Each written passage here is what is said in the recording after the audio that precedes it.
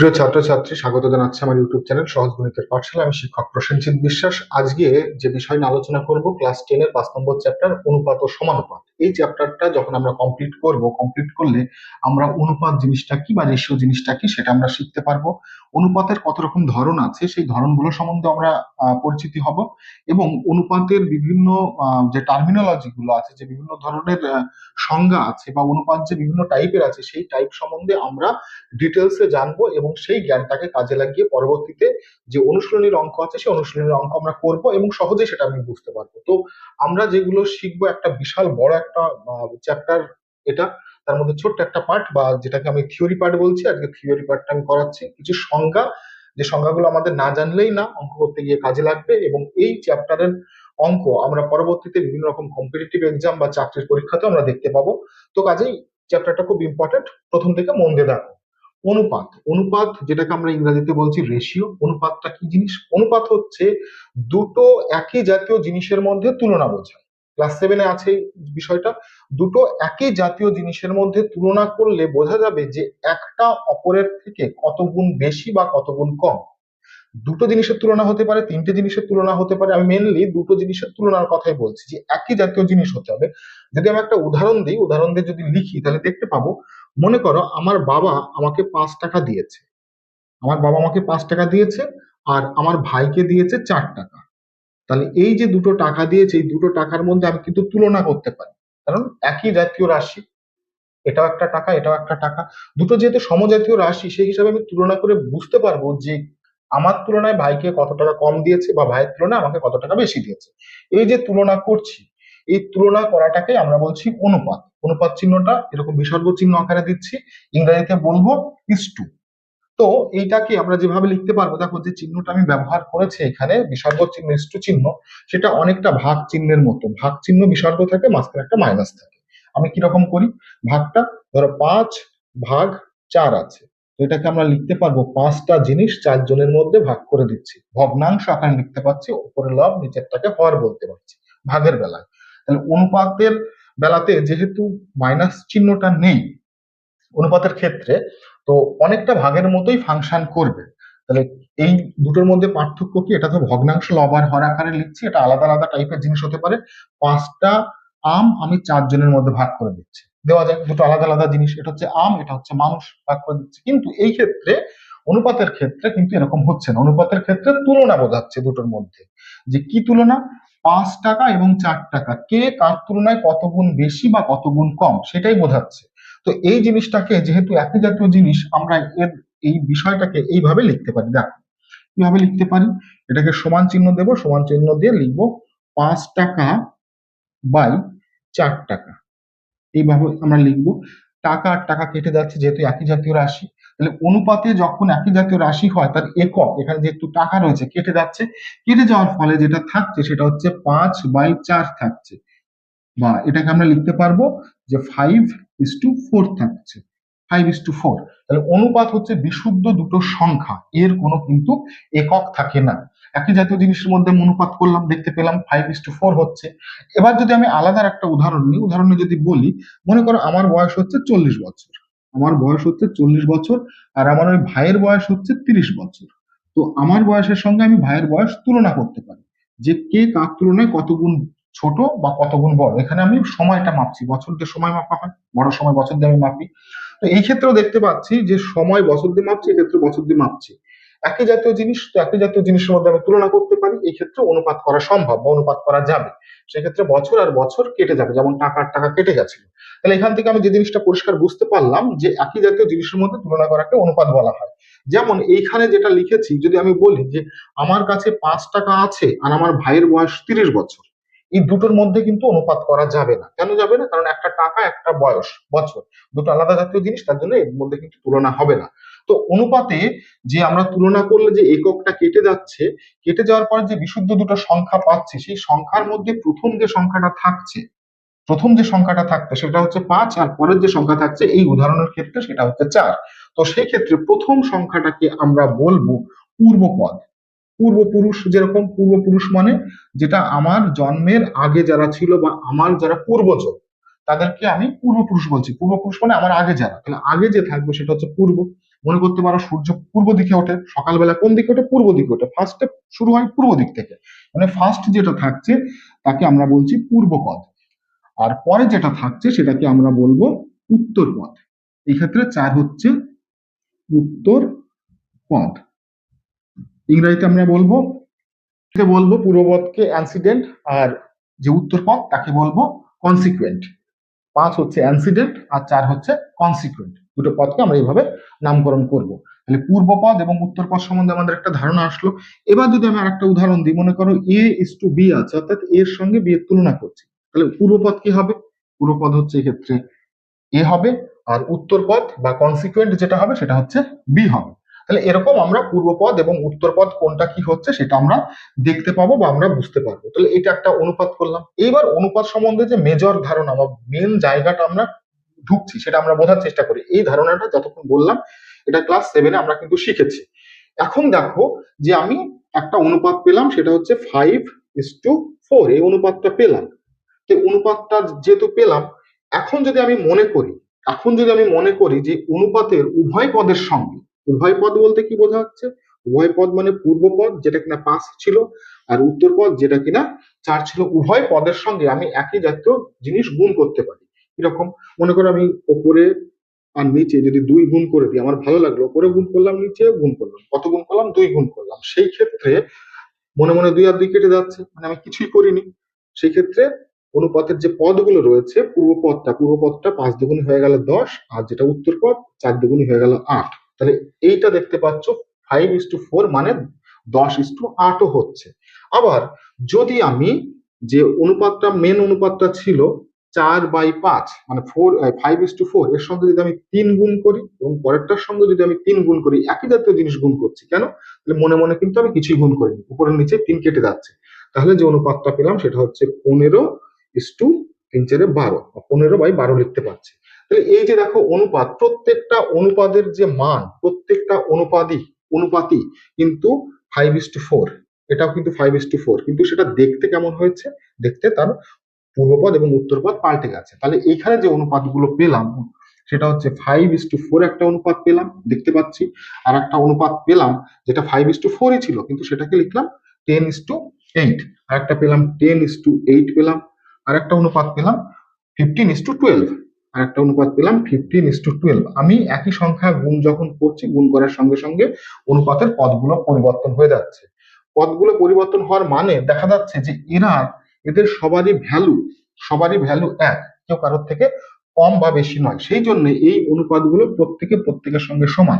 এই অনুপাতগুলো যেগুলোর প্রত্যেকের সঙ্গে সমান, কিন্তু তাদের পদের যে সংখ্যা, সেই সংখ্যাটা আলাদা। এখানে 5 ছিল, 5 দ্বিগুণ ভাবে হয়েছে, হয়ে 10 হয়েছে, 4 দ্বিগুণ ভাবে হয়ে 8 হয়েছে। তাহলে এই অনুপাতগুলোকে আমরা বলবো সমতুল্য অনুপাত। প্রত্যেকের সঙ্গে যেহেতু সমান, সেই কারণে একে বলবো সমতুল্য অনুপাত বা ইকুইভ্যালেন্ট রিলেশন। কিরকম সমতুল্য অনুপাত আমি মনে রাখবো? সমতুল্য অনুপাত মানে সবকটার ভ্যালু সমান রয়েছে। এবার আমি যদি এটাকে কোন রকম ভাবে বোঝার চেষ্টা করি, তাহলে আমি দেখতে পাবো, ধরো আমার বাবা আমাকে 5 টাকা দিয়েছে, ভাইকে 4 টাকা দিয়েছে, একটা নিয়ম মেনটেন করে দিয়েছে যে আমি কথার কথা বলছি, আমি বড়, আমাকে 1 টাকা বেশি দিয়েছে, ভাই আমার থেকে ছোট, তার জন্য 1 টাকা কম দিয়েছে। এবার যদি এই নিয়ম মেনটেন করে, এই নিয়ম মেনে যদি বাবা আমাকে টাকা দেয়, আমি যদি বাবাকে বলি বাবা আমাকে টাকাটা বাড়িয়ে দাও, ভাইও তো বলবে আমাকে বাড়িয়ে দিতে হবে। তো সেই ক্ষেত্রে বাবা যদি আমাকে 5 টাকার দ্বিগুণ পরিমাণ টাকা দেয়, 5 টাকার দ্বিগুণ পরিমাণ কত? 5-এর দ্বিগুণ সমান 10 হচ্ছে। তাহলে ভাইও বলবে আমাকেও দ্বিগুণ দিতে হবে, ডাবল দিতে হবে। ভাইয়ের ক্ষেত্রে সেটা কত হবে? ভাইয়ের ক্ষেত্রে সেটা 8 টাকা হবে। তাহলে এই দুটো অনুপাতের ভ্যালুয়েশন সমান, দুটো অনুপাত একই জাতীয়, একই জায়গা থেকে তৈরি হচ্ছে। তাহলে অনুপাতের এই যে সংখ্যাগুলো দেখলে, অর্থাৎ উত্তরপদ এবং পূর্বপদ, এই পূর্বপদ এবং উত্তরপদ, এখানেও পূর্বপদ এবং উত্তরপদ দেখে আমি সেই অনুপাত সম্বন্ধে কিন্তু আইডিয়া করতে পারবো না যে এ কোথা থেকে এসেছে, এর উৎপত্তি কোথায়, অরিজিনাল সংখ্যাটা কত। অর্থাৎ অনুপাতের ক্ষেত্রে অনুপাত এটা বোঝায় না যে মেন সংখ্যাটা কোথা থেকে এসেছে। যদি কোনো একটা সংখ্যা অনুপাত, আমি আবার লিখছি যে 5:4 দেওয়া আছে একটা অনুপাত, সেই অনুপাতটা কোন সংখ্যা থেকে এসেছে, কোন সংখ্যা কাটাকুটি করে 5:4 পেয়েছি, সেটা আমার 5:4 দেখে বলার উপায় নেই। যদি মনে করো একটা সংখ্যা দেওয়া ছিল, এখানে 20:16 দেওয়া ছিল, অর্থাৎ 5কে আমি 4 দিয়ে গুণ করেছি, 4কে 4 দিয়ে গুণ করছি, উপর নিচে যদি আমি 4 দিয়ে গুণ করি তাহলে 5 হয়ে যাচ্ছে, 4 5 20, বুঝতেই পারছো আমি লিখছি না, 5 হয়ে যাচ্ছে 4 5 20, আর 4 হয়ে যাচ্ছে 4 4 16। তাহলে এই যে যে অনুপাতটা পেলাম 20 সঙ্গে 16 অনুপাত, অর্থাৎ বাবা যদি আমাকে 20 টাকা দেয় কখনো, তো ভাই ডিমান্ড করবে আমাকে 16 টাকা দিতে হবে। তাহলে এই যে অনুপাত, এটাকে কাটাকুটি করলে বা এটাকে ছোট ফর্মে লিখলে কিন্তু 5:4ই হবে, এটাকে 5:4ই হবে, 5:4 হবে। কেন 5:4 হবে? 5/4 ওপরে আমি 4 গুণ দিচ্ছি, নিচেও 4 গুণ দিচ্ছি, একই জাতীয় জিনিস গুণ দিচ্ছি। তো অরিজিনাল যেটা ছিল সেটা হচ্ছে 5:4, কিন্তু গুণ করার ফলে হয়ে গেল 20:16। তাহলে ধরে নিচ্ছি যে অরিজিনাল সংখ্যা যেটা ছিল 20:16, অর্থাৎ আমাকে 20 টাকা দিয়েছে, ভাইকে দিয়েছে 16 টাকা। কিন্তু যখন আমি অনুপাতের ফর্মে লিখছি তখন 20:16 লিখতেই পারি, কিন্তু সেটাকে যদি 5:4 লিখি সেটাও কিন্তু ভুল নয়। তো 5:4 লিখলে তাহলে অনুপাত, এই যে 5:4 পেয়েছি, কার থেকে পেয়েছি? 20:16 থেকে পেয়েছি। তাহলে কোন সংখ্যা থেকে পেয়েছি, মাদার সংখ্যা কোনটা, মাদার সংখ্যা কোনটা সেইটা কিন্তু অনুপাত দেখে বুঝতে পারবো না, কারণ মাদার সংখ্যাটা এখানে ওপর নিচে 4 গুণ দিয়েছি। যদি মাদার সংখ্যার ওপর নিচে 3 গুণ দিতাম তাহলে সেক্ষেত্রে 15:12 হতো। তাহলে কোন সংখ্যা থেকে 5:4 পাচ্ছি সেটা কিন্তু আমি বুঝতে পারবো না। আমাকে বুঝতে হবে যে 5:4 এর ওপর নিচে কিছু একটা গুণ অবস্থায় ছিল। যদি কিছু গুণ অবস্থায় না থাকে, যদি কিছু গুণ অবস্থায় না থাকে তাহলে তো এক তো অন্তত গুণ অবস্থায় ছিল। 5 অক্ষে 5, 4 অক্ষে 4, এক তো গুণ অবস্থায় ছিল। তাহলে দেখতে পাচ্ছি অনুপাত যে সংখ্যা থেকে আসছে, মাদার সংখ্যা, সেই সংখ্যাটা কত সেটা কিন্তু আমি বুঝতে পারবো না। কিছু একটা গুণ অবস্থায় থাকবে অনুপাতের প্রত্যেকটা পদের সঙ্গে, অর্থাৎ পূর্ব পদের সঙ্গে কিছু একটা গুণ থাকবে, উত্তর পদের সঙ্গে একটা গুণ থাকবে। তো সেই ক্ষেত্রে আমরা কখনো কখনো অনুপাতের অঙ্কে আমরা যেটা ব্যবহার করি, যদি এরকম একটা অনুপাত দিয়ে দেওয়া হয় তাহলে আমি লিখে নিচ্ছি, লিখে নিয়ে এরকম দেখেছো যে ধরি, প্রথম পদ বা পূর্ব পদ লিখি 5x, আর উত্তর পদ লিখছি তখন 4x। কেন? আমি কত গুণ অবস্থায় ছিল মেন সংখ্যাটা সেটা যেহেতু জানি না, তার জন্য আমি ধরে নিচ্ছি যে x গুণ অবস্থায় ছিল, মানে উপরে নিচে x গুণ অবস্থায় ছিল, উপরে নিচে x গুণ অবস্থায় ছিল, মনে মনে x x কেটে যাচ্ছে, কারণ এখানে মাথায় রাখবে x not equal to 0, x এর ভ্যালু কিন্তু শূন্য হলে চলবে না, শূন্য বাদে যে কোনো একটা সংখ্যা হতে পারে, শূন্য বাদে যে কোনো একটা শূন্য হবে, কারণ শূন্য বসালে কি হবে, 5 আর শূন্য গুণ করলে শূন্য, 4 আর শূন্য গুণ করলে শূন্য, শূন্য হতে পারে না, শূন্য বাই শূন্য এটা করা যায় না, মিনিংলেস একটা ব্যাপার। তাহলে এক্স যেটা লিখছি, বা এক্স না লিখে তুমি অন্য কোনো সংখ্যা লিখতে পারো, এখানে কে লিখতে পারো, নর্মালি আমরা কি অক্ষর দ্বারা প্রকাশ করি, কি অক্ষর, অর্থাৎ যদি কোথাও কোনো অনুপাত দেওয়া থাকে সেই অনুপাত থেকে যদি ডাইরেক্ট মাদার সংখ্যাটা বের করতে হয়, অর্থাৎ সেই অনুপাতটা কোন সংখ্যা থেকে এসেছে সেটা বের করতে হয়, তাহলে আমরা লিখে নিচ্ছি প্রথমটা 5x সংখ্যা, আর পরেরটা হচ্ছে 4x সংখ্যা, এই সংখ্যা থেকে এসেছে, অর্থাৎ কিছু তো একটা গুণ অবস্থায় ছিল, আর যেটা গুণ অবস্থায় ছিল সেটা কিন্তু দুটোর ক্ষেত্রে সমান গুণ অবস্থায় ছিল, কারণ দুটো এই এক্স এক্স কেটে গিয়ে আলটিমেটলি অরিজিনাল সংখ্যাটা যেটা আছে সেটা আছে। ধরো আমি এই যে একটা মানুষ, আমার গায়ে একটা জামা চড়ানো আছে, শীতকালে দেখবে আমার গায়ে আরো 4-5টা জামা থাকে, জ্যাকেট থাকে। তো তাতে করে কি হয়, আমি ব্যক্তিটা, আমি কিন্তু অন্য একটা ব্যক্তিতে পরিণত হয়ে যায়, আমি সাইজে একটু মোটা হয়ে যায়, কিন্তু অরিজিনাল ব্যক্তিটা কিন্তু অরিজিনালি থাকে। তো এরা 5-এর ওপরে 5 আর 4, 5 আর 4-এর উপর যদি আমি 3টে করে জামা চড়িয়ে দিই তাহলে মোটা হয়ে গেল সংখ্যাটা, পূর্বপদ উত্তর পদ পাল্টে গেল, কিন্তু অরিজিনাল যে সংখ্যাটা, সেই সংখ্যাটা কিন্তু অনুপাতটা, অরিজিনাল অনুপাতটা কিন্তু 5:4ই আছে। আমার বলার অর্থ এটা। তাহলে তুমি কটা জামা চড়িয়েছো সেটা তো আমি বলতে পারবো না, প্রয়োজন মতো তুমি জামা চড়াও, কিন্তু অরিজিনাল জিনিসটা সেম থেকে যাবে। তো এখানে যেমন আমি জানি না কটা জামা চড়িয়েছি, সেজন্য আমি ধরে নিচ্ছি এক্স খানা জামা চড়িয়েছি, অর্থাৎ 5-এর সাথে এক্স খানা দিয়েছি এবং 4-এর সাথে এক্স খানা দিয়েছি, একই কাজ করেছি, তাতে অরিজিনাল যে সংখ্যাটা বা অনুপাতের যে মানটা, সেই মানটার কোনো পরিবর্তন হলো না বা হচ্ছে না। তাহলে এইটা আমরা বুঝতে পারলাম। এইবার সমতুল্য অনুপাত দেখে নিলাম। সমতুল্য অনুপাত মানে যে অনুপাতের ভ্যালু সমান, অর্থাৎ জামার সংখ্যা কম বেশি করে দিয়েছি, সেই ক্ষেত্রে আমি সমতুল্য অনুপাত বলছি। আমি আবার লিখে নিচ্ছি 4:5, এটা সমান লিখতে পারবো, দুদিকে 2 দিয়ে গুণ দিচ্ছি, দুদিকে 2 দিয়ে গুণ দাও মনে মনে, তাহলে 10:8, আবার এখানে 3 দিয়ে গুণ দাও, 15:12, তুমি যা গুণ দেবে উপর নিচে একই সংখ্যা দিয়ে গুণ দেবে। এটা যদি 4 দিয়ে গুণ দিই তাহলে 20/16, 5 দিয়ে গুণ দিলে কত হবে, 25/20। এই যে যে সংখ্যাগুলো পাচ্ছি, সংখ্যাগুলো আমি মেন সংখ্যার উপর এখানে দুটো জামা চড়িয়ে দিয়েছি, এখানে 3টে চড়িয়ে দিয়েছি, 4টে চড়িয়ে দিয়েছি, 5টা চড়িয়ে দিয়েছি, অরিজিনাল সংখ্যা সবাই সবার ক্ষেত্রে সমান। এই যে অনুপাতগুলো পাচ্ছি সবাই সবার ক্ষেত্রে সমান, একটু আগে লিখলাম, এটাকে আমরা বলছি সমতুল্য অনুপাত বা ইকুইভ্যালেন্ট রেশিও, অনুপাত। এখন আমরা যদি আরেকটু চিন্তা ভাবনা করে দেখি, সমতুল্য অনুপাতটা পেয়ে গেলাম। এবার সমতুল্য অনুপাতের মধ্যে যদি এরকম কোন অনুপাত থাকে, তোমরা যদি দেখো, এবার আমার ভাই যদি এরকম ডিমান্ড করে, উদাহরণটা আমি ভাইয়ের উদাহরণ নিচ্ছি, ভাই বলল যে দাদাকে যদি 5 টাকা দাও তো আমাকেও 5 টাকা দিতে হবে, একই পরিমাণ দিতে হবে, আমি কেন কম নেব? দুজনের ক্ষেত্রে টাকার পরিমাণ যদি সমান হয়, তাহলে যদি আমি দুজনের মধ্যে তুলনা করি, অনুপাত করা মানে তুলনা করা, তো ফার্স্টে টাকা আর টাকা তো কেটে যাচ্ছে, তাহলে 5 আর 5-এর সঙ্গে তুলনা করলে 5কে 5 দিয়ে ভাগ করবো, মানে অর্থাৎ এরকম হচ্ছে 5/5 হচ্ছে, কাটাকুটি করলে, কাটাকুটি অ্যাকচুয়ালি এরকম করবো না, 1/1 হচ্ছে 5। তাহলে এই অনুপাতটাকে আমি বলছি 1:1, অর্থাৎ বলার চেষ্টা করা হচ্ছে দুজনের ক্ষেত্রেই সমান, দুজনের ক্ষেত্রে কি হচ্ছে, সমান হচ্ছে। যদি এরকম অনুপাত হয় দুজনের ক্ষেত্রেই সমান, তাহলে প্রথম যে পদটা রয়েছে 5, পরের যে পদটা এই উদাহরণের ক্ষেত্রে রয়েছে সেটাও 5, অর্থাৎ পূর্বপদ আর যদি উত্তর পদ সমান হয়ে যায়, তাহলে যে অনুপাতটা পাচ্ছি সেই অনুপাতকে আমরা বলবো সাম্য অনুপাত, মানে সমান অনুপাত থেকে সাম্যানুপাত, সাম্য অনুপাত, দুটো অনুপাতের মান সমান হয়ে গেছে, সাম্য অনুপাত হলো। এবার এটা দুটো 5 হয়ে সমান হতে বের কোনো মানে নেই, এরকম হতে পারে একটা 17 হলো আর একটার অনুপাত 17 হলো, সেক্ষেত্রেও দুটো সমান। তাহলে এটাকে আমরা জেনারেল ফর্মে লিখবো, একটা অনুপাত যদি এ হয় এবং পরের অনুপাতও যদি এ হয়, দুটো অনুপাতই যদি সমান হয়, অর্থাৎ পূর্বপদ উত্তর পদের মান যদি সমান হয়, দুই ক্ষেত্রেই এ হয়, তাহলে এই অনুপাতের যে ভ্যালুয়েশনটা দাঁড়াচ্ছে, সেটা ভ্যালুটা করলে দাঁড়াচ্ছে 1:1, এ আর এ কেটে যাবে, সেক্ষেত্রে যে অনুপাতটা পাবো সেই অনুপাতকে সাম্যানুপাত বলা হবে। কি অনুপাত বলা হবে? সাম্যানুপাত। এবার স্বাভাবিক ব্যাপারভাবে প্রশ্ন আসে যে যদি পদ দুটোর মান আলাদা আলাদা হয়, যেমনটা প্রথম উদাহরণের ক্ষেত্রে, এই উদাহরণের ক্ষেত্রে হয়েছিল দুটো পদ আলাদা, অর্থাৎ এইখানে দেখতে পাচ্ছি পূর্ব পদ হচ্ছে 5 আর উত্তর পদ হচ্ছে 4, দুটো পদ আলাদা।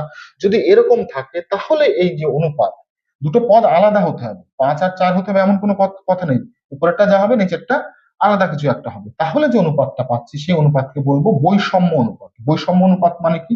বৈষম্য অনুপাত মানে এ আর বি দুটো সংখ্যার অনুপাত যেখানে এ আর বি দুইজন সমান হবে না, এ আর বি নট ইকুয়াল টু, দুজন সমান হবে না, এ নট ইকুয়াল টু বি হবে। যদি এরকম ক্ষেত্রে হয় তাহলে যে অনুপাতটা করেছি তাকে এরা সমান হলো না, কি হলো? বৈষম্য। বৈষম্য মানে আলাদা, এই অনুপাতকে বলবো আমরা বৈষম্য অনুপাত। এই অনুপাতকে আমরা বলবো বৈষম্য অনুপাত। তাহলে আমি কিছু কিছু টার্ম শিখছি, এই টার্ম গুলো কিন্তু আমার অঙ্ক করতে লাগবে। সমতুল্য মানে সবার সঙ্গে সবার তুলনা করলে সমান। সাম্য অনুপাত, সাম্য মানে সমতা, দুই দিকেই সমান আছে সেই জন্য সমতা। সমতুল্য আর সাম্যর মধ্যে গুলিয়ে ফেলো না, সমতুল্য আর সাম্য কিন্তু এক জিনিস না। সাম্য অনুপাত মানে পূর্বপদ আর উত্তরপদ দুই ক্ষেত্রে সমান। আর যেটা বৈষম্য, সাম্য থেকে বৈষম্য, বৈষম্য মানে কি দুজনের ক্ষেত্রে দুই রকম ভাবে দেখছি। প্রথম ক্ষেত্রে যেমন বাবা মাকে 5 টাকা দিয়েছিল আর ভাইকে দিয়েছিল 4 টাকা, দুইজনের ক্ষেত্রে দুই রকম ঘটনা ঘটেছিল, সেজন্য বলছি বাবা আমাদের সঙ্গে বৈষম্যমূলক আচরণ করেছে, আলাদা আচরণ করেছে, সেজন্য এই অনুপাতকে বলবো বৈষম্য অনুপাত। আর যদি দুজনের ক্ষেত্রে একই পরিমাণ টাকা দিত তাহলে বলতাম সাম্যানুপাত, দুজনকে সমান নজরে দেখেছে। তাহলে এই একটা উদাহরণের সাহায্যে বা ঘটনার সাহায্যে আমরা এই 3টে টার্ম মনে রাখতে পারবো। এইবার ধরো আরো কিছু টার্ম আমরা শিখছি। একটা সমান করছি গুরু অনুপাত, একটা হচ্ছে লঘু অনুপাত। গুরু মানে কি? গুরু মানে বুঝতেই পারছো, গুরু মানে বড়, বড়কে আমরা গুরু বলি, যে আমাদের থেকে বড় তাকে বলি গুরুজন, বয়সে যদি বড় হয়। লঘু মানে কি? লঘু মানে ছোট, ছোটকে লঘু বলা হয়। তাহলে অনুপাতটা গুরু এবং লঘু এটা কিসের বিচারে করা হবে? যদি অনুপাতের পদগুলো যেটা আছে পূর্বপদ আর উত্তর পদ, এই দুটো পদের রেসপেক্টে বিভিন্ন রকম কিছু আমরা কিন্তু নামকরণ করছি। প্রথম যে উদাহরণটা নিয়েছিলাম সেই উদাহরণটা আবার নেব। 5:4, 5:4 মানে কি? প্রথম যে পদটা রয়েছে সেই পদটা হচ্ছে বড়, পূর্বপদ বড় কার থেকে? উত্তর পদ থেকে বড়। যদি এরকম হয় তাহলে যে অনুপাত সেই অনুপাতকে বলছি আমি গুরু অনুপাত। কেন এরকম নাম দিলাম? এটার সমান আমি লিখতে পারবো 5/4। আমি বোঝার সুবিধার জন্য বলছি, এটা ভগ্নাংশ না, এটা অনুপাত, আমি বোঝার সুবিধার জন্য বলছি। ধরো যদি 5টা জিনিস 4জনের মধ্যে ভাগ করে দেওয়া যায়, বারে বারে বলছি কিন্তু এটা অনুপাত, দুটো একই জাতীয় জিনিস, ভাগ কিন্তু করা যায় না, কিন্তু বোঝার সুবিধার জন্য বলছি। 5টা জিনিস যদি 4জনের মধ্যে ভাগ করা যায়, তাহলে যেহেতু যতগুলো জিনিস ভাগ করছি তার সংখ্যা যতজনের মধ্যে ভাগ করছি 4জন, তার থেকে বেশি, তাহলে অবভিয়াসলি এক একজন একটার তো বেশি পাবেই। একটার বেশি পাবে, কতগুলো পাবে? 1.25 খানা পাবে একটা, আর তার সঙ্গে 0.25 খানা করে পাবে। 5কে 4 দিয়ে ভাগ করলে 5কে 4 দিয়ে ভাগ করলে যে মানটা দাঁড়ায় সেটা দাঁড়ায় 1.25। 1.25 মানে কি? একের থেকে বড়, 1 টাকা 25 পয়সা। এটাকে লিখতে পারি গ্রেটার দ্যান 1, একের থেকে বড়। তাহলে কোন অনুপাতের পূর্বপদ আর উত্তরপদ, তার মধ্যে যদি পূর্বপদ বড় হয় উত্তরপদের তুলনায়, তাহলে তার ভ্যালুয়েশন যেটা একের থেকে বড় হবে। যদি একের থেকে বড় হয় তাহলে যে অনুপাতটা পাচ্ছি, যেহেতু বড় শব্দটা আসছে, এটাকে একটু ভদ্র ভাষায় বলছি, এটাকে গুরু অনুপাত বলছি। কি অনুপাত বলছি? গুরু অনুপাত। তাহলে গুরু অনুপাত জেনারেল ফর্মে আমরা লিখলে বলতে পারবো, যদি এ এবং বি দুটো সংখ্যার অনুপাত হয়, যেখানে প্রথমটা পূর্বপদটা বড়, হা করা মুখটা যেদিকে থাকে সেটা বড়, হা করা মুখটা এর দিকে আছে, কার তুলনায় বড়? বি এর তুলনায় বড়, তাহলে যে অনুপাতটা পাচ্ছি সেই অনুপাতকে আমরা বলছি গুরু অনুপাত। সেই ক্ষেত্রে এ ইস টু বি করলে যদি তার ভ্যালুয়েশন বের করা যায়, ভ্যালুয়েশনটা অবশ্যই গ্রেটার দ্যান 1 হবে, একের থেকে বড় হবে।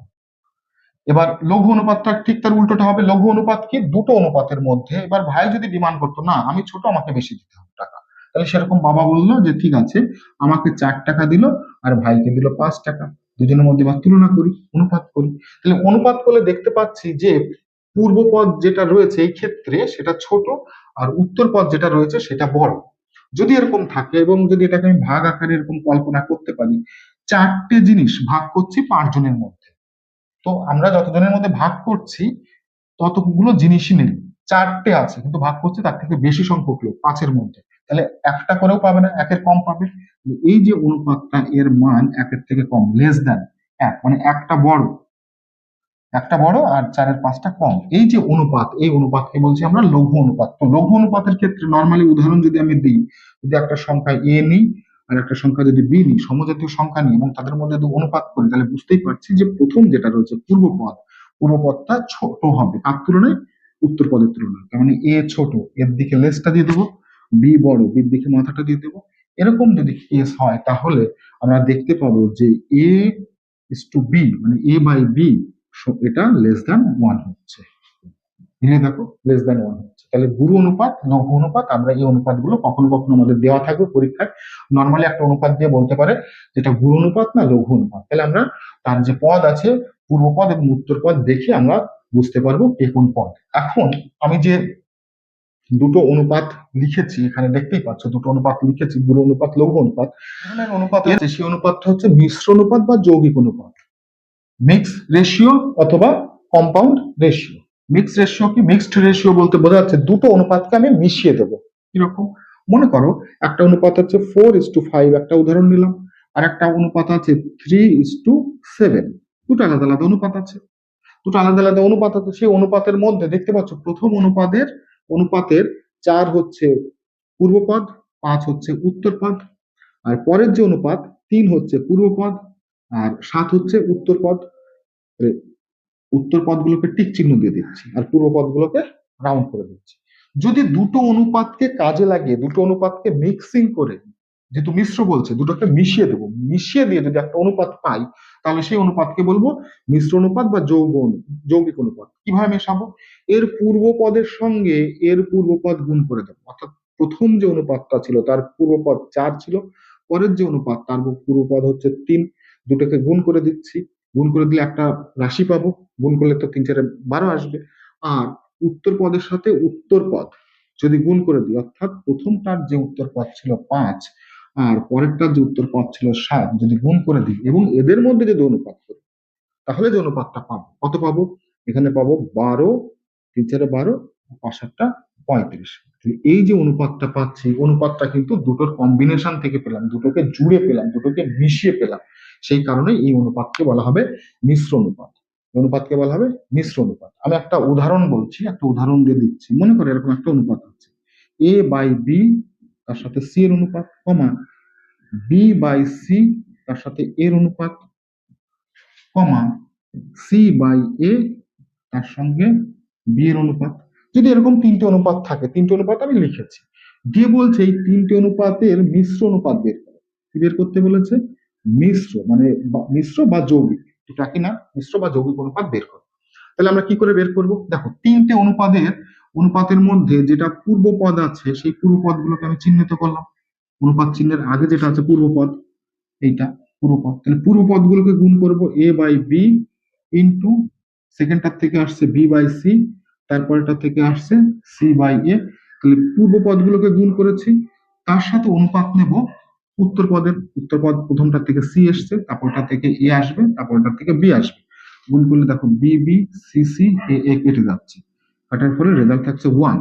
আর ডান দিকে এটাকে সাজিয়ে লিখলে দাঁড়াচ্ছে এ বি সি। তাহলে এইটা হচ্ছে মিশ্র অনুপাত, তিনটাকে মিশিয়ে দিয়ে আমি এই অনুপাতটা পেয়েছি। তাহলে মিশ্র অনুপাতটা আমরা শিখলাম। এবার কখনো কখনো আমরা দেখবো যে একটা অনুপাত, সেই অনুপাতটাকে আমরা বলবো ব্যস্তানুপাত। সেই অনুপাতটাকে কি বলবো আমরা? ব্যস্তানুপাত, মানে উল্টো, বিপরীত মানে উল্টো। তাহলে কি মানে দাঁড়াচ্ছে? মনে করো একটা অনুপাত আছে 5:4, একটা অনুপাত আছে, এর যদি উল্টো করে দিই, উল্টো করার মানে কি? এটাকে যদি আমি এইভাবে লিখি 5/4 লিখি, উল্টো করার মানে কি? 4টা উপরে চলে যাবে, 5টা নিচে চলে আসবে। উল্টো করা মানে তো তাই দাঁড়াচ্ছে, যে উপরে ছিল সে নিচে যাবে, যে নিচে ছিল সে উপরে আসবে। অর্থাৎ যেটা পেলাম সেটা হচ্ছে 4:5 পেলাম। যেটা ছিল যেটা ছিল 5:4 ছিল, আর উল্টে দিলে পাচ্ছি 4:5। তাহলে উল্টে গেলটা কি? উল্টে গেল প্রথমটার ক্ষেত্রে যেটা পূর্বপদ ছিল, পরের ক্ষেত্রে ব্যস্তানুপাতের ক্ষেত্রে সেটা উত্তরপদ হলো। প্রথমটার ক্ষেত্রে যেটা উত্তরপদ ছিল সেটা হয়ে গেল এখানে পূর্বপদ। অর্থাৎ যদি কোনো অনুপাতের পদগুলো পরস্পর স্থান পরিবর্তন করে, করলে যে পদগুলো পাচ্ছি সেইটাকে বলছি আমরা ব্যস্তানুপাত বা বিপরীত অনুপাত। ব্যস্ত মানে উল্টো বা বিপরীত অনুপাত, এটাকে আমরা এইভাবে বলতে পারি। এর প্রপার্টি কি, বৈশিষ্ট্য কি? বৈশিষ্ট্য হচ্ছে দুটো একটা সংখ্যার মানে একটা অনুপাতের আর যে ব্যস্তানুপাত হয়, একটা অনুপাতের যে ব্যস্তানুপাত হয়, দুটো অনুপাতকে যদি আমি গুণ করে দিই, দুটো অনুপাত যদি গুণ করে দিই, গুণ করার মানে কি দাঁড়াচ্ছে? প্রথমটা সমান 5/4, তারপরটা সমান হচ্ছে 4/5। দুটো অনুপাত যদি গুণ করে দিই 5/4 ইন্টু 4/5, দেখো কাটাকুটি করলে যেটা হচ্ছে সেটা 1/1 হচ্ছে। অর্থাৎ এখান থেকে লিখতে পারি 1:1। এটাকে আমরা কি বলছিলাম? সাম্যানুপাত বলছিলাম। এটাকে আমরা সাম্যানুপাত বলছি যদি দুটোর ক্ষেত্রে পদ সংখ্যা সমান হয়ে যায়। এক্ষেত্রে 4×5 = 20 হচ্ছিল, দেখো নিচেরটাও 4×5 = 20 হচ্ছিল, দুটোই কিন্তু সমান হচ্ছিল। 4×5 = 20, 4×5 = 20। তো দুটো অনুপাতের পূর্বপদ আর উত্তরপদ যদি সমান হয়ে যায় তাহলে সেই অনুপাতকে বলছি সাম্যানুপাত। তো সাম্যানুপাত কখন পেলাম? সাম্যানুপাত পেলাম একটা অনুপাতকে যখন তার বিপরীত বা ব্যস্তানুপাত বের করলাম তার পদ সংখ্যা চেঞ্জ করে দিয়ে, তারপরে সেই অনুপাত দুটোকে গুণ করলে তার ভ্যালুয়েশন উপরে এবং নিচে সমান আসছে, অর্থাৎ পূর্বপদ আর উত্তরপদ সমান আসছে। এই ক্ষেত্রে আমরা বলছি যে এরা একটা সাম্যানুপাত তৈরি করেছে। কিন্তু তাহলে এই পর্যন্তই থাক আজকে থিওরিটিক্যাল পার্ট।